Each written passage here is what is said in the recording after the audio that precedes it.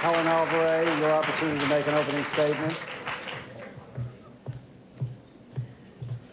Many women are waking up today in beds made with linen sold to them by the feminism of the 70s, and they are not warm and cozy. On the surface, women are seeing improvement in the respect accorded them in some cases, and we are grateful. But beneath the surface lies a disastrous notion of the nature of freedom that was a guiding premise for the women's movement, a notion that has infected even some of her healthier offspring. It envisions freedom as freedom from the other, not for. Freedom as willism, or the license to do anything, not freedom as the capacity to do the good. Freedom as if objective reality's natural law limits didn't exist. Exercising this freedom hurt women and the whole culture's commitment to the common good.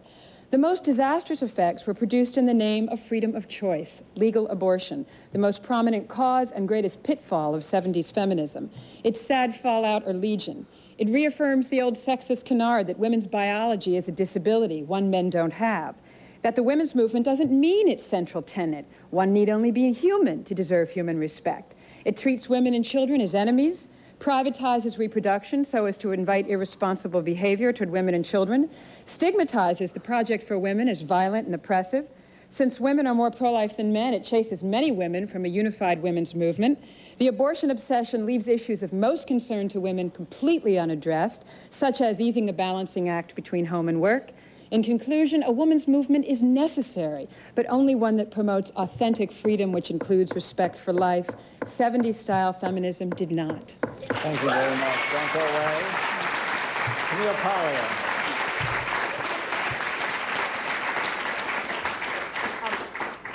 I totally agree with you. I speak from the position of firm abortion advocacy, but I agree with you that that the media through, again I speak as a libertarian, the media through its liberal bias has too emphasized the strains within feminism that insist on abortion rights, and that media has totally neglected any other voices which are pro-life. So again, let's not just blame the women's movement. Let's blame the cant, the conventionality of the media over 20 years. At some point, some of the women's movement organizations have to take responsibility for what they're saying, and some of their leaders. And I came tonight, let me just finish, with just a list of quotes from those leaders of the women's movement, particularly NOW since its founding, which have said abortion is the sum and substance of what we are about. It's the core, the most prominent feminist book on this says that. I think, of course, we have to go toward the issues which are under the greatest attack.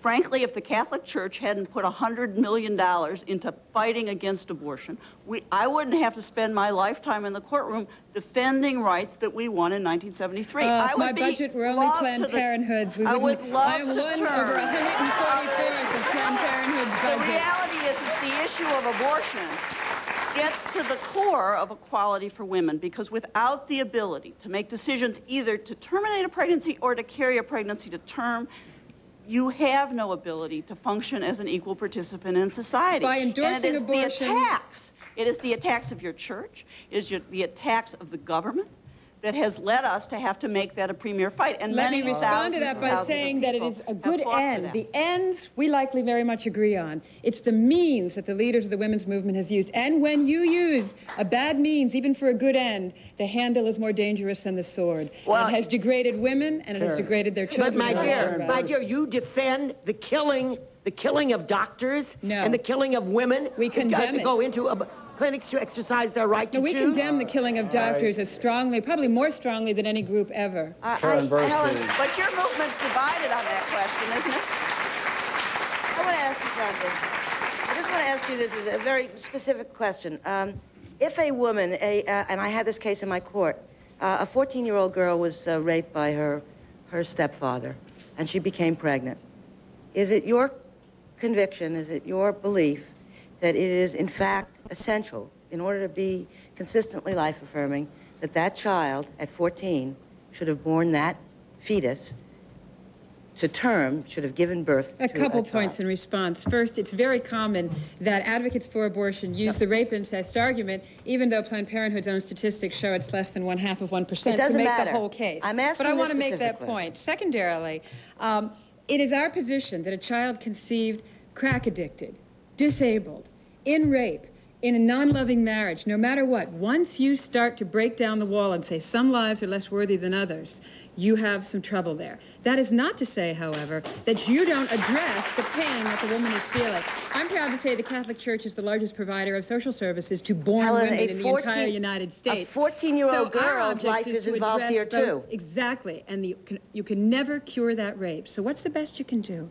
You try to address both lives at stake. Just a minute. You're taking Speak to 9 women months. whose lives have been destroyed by abortion after rape, and you might have a different Helen, sense you know, about I will tell you something. I will say one thing. You have now actually answered the question that you originally set. You said, why is it the women's movement is so obsessive about abortion? Why does it, drown every other issue out? And you said, why, and Bill Buckley said, why isn't it possible to discuss the rights that fetuses might have? But the truth of the matter is that your position is equally. My position is a consistent one. I can only be for women because I am also for all human life. The bumper sticker, feminism is the surprising notion, women are human beings. If you hold that true, then you cannot be a movement that endorses the abortion of the dependent and the vulnerable. Thank you very much, Helen Alvare. Catherine Colbert.